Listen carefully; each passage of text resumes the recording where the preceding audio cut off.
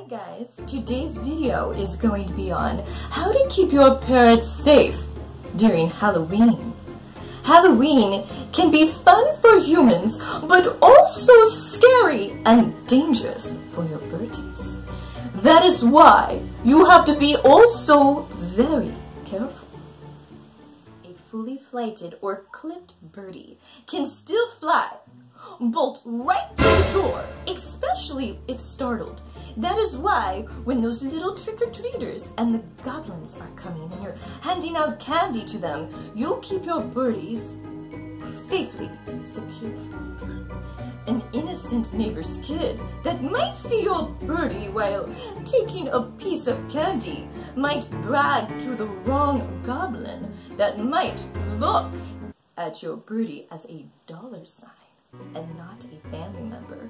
That is why it is important to keep your birdies hidden from wandering eyes.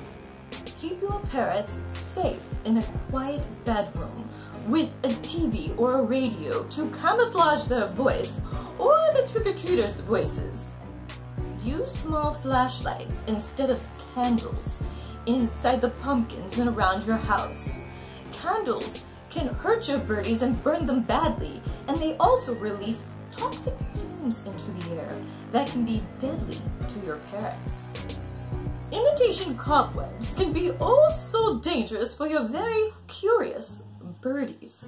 They could get tangled up in the cobwebs, or they could eat them and have no way to digest them, therefore killing your birdie. Noisy, confusing costume parties can be terrifying for your birdies and also very dangerous. Partygoers can step on your birdies. They can let them out. They can give them drinks, candy, God knows what. It's best to keep your birdies safely locked in a room that only you can access. That way, your birdies will be unharmed and safe. After the party, fully inspect your house from top to bottom. Make sure nothing was left by partygoers. Candies, drinks, toilets open.